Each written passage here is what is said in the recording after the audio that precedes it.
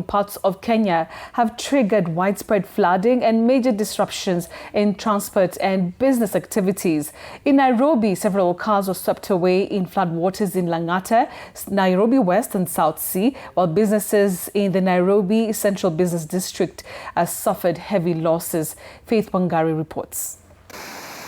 The heavy flooding was reported in various parts of the country, with areas like Lang'ata in Nairobi after intense rainfall overwhelmed drainage systems and caused water levels to rise rapidly. Several cars were swept away by fast-moving floodwaters, leaving motorists stranded and residents scrambling to move to safer grounds. Roads in the area became impassable as water covered major sections, disrupting transport and daily activities.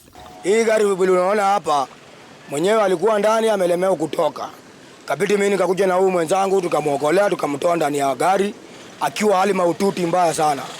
Nairobi West, floodwaters invaded residential streets, nearby roads, forcing many residents and business owners to rush to save property. Vehicles parked along flooded streets were partially submerged, while movement was slowed as commuters struggled to navigate the waterlogged roads. The flooding highlighted ongoing drainage challenges in the neighborhood during heavy rains. Hii maji na zile posti ziko pale zilikuwa zimeshikana, ikawa sasa ni mto, hata kushuka kwenyewe huwezi shuka.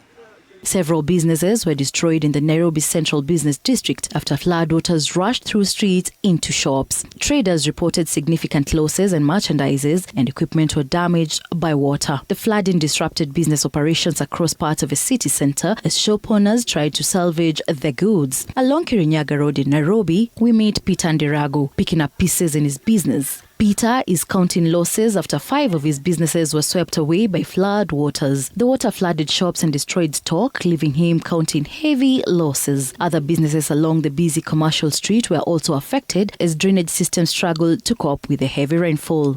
Hasara ile watu wameenda makiosk. Kuna kiosk kama 20 zimebebwa na maji na zikuwa na stock. Kama mimi kwa kioski yangu niko na kiosk kama 3 hapa. Zote zimesupiwa na maji. Moja tunaweka delivery zile watu vitu mtu ana deliver kutoka mbali. Ilikuwa na almost property kama ya vitu kama 50k. So ni hasara kubwa sana. Flooding was also reported in South C, where water entered the compound of the mosque, causing disruption to the worshippers in the midst of their opening prayers of the iftar. We were here from yesterday at 6:30.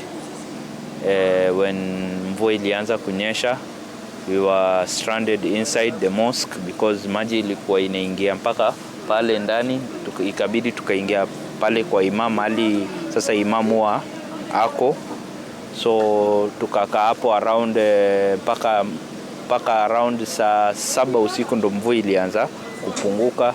Nearby, a power station operated by KPLC in South C was closed after it was affected by rising floodwaters. The flooding raised concern among residents as authorities moved to secure the facility and prevent damage to electrical infrastructure. Transport along the Nairobi-Mombasa highway was disrupted for more than 5 hours at Sultan Hamoud after River Sultan burst its banks, rendering sections of the highway impassable.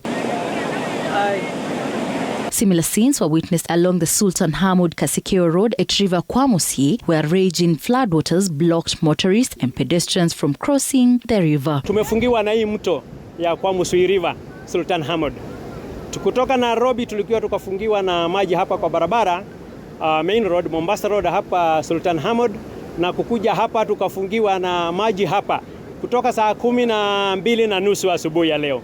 With the heavy downpour that started on the 6th of March, reports indicate 10 people have died either from results of electrocution or drowning. Speculations of numbers being high as such operations continue. Authorities warn that the situation could be dire in the coming days. Faith Wangari for TV 47.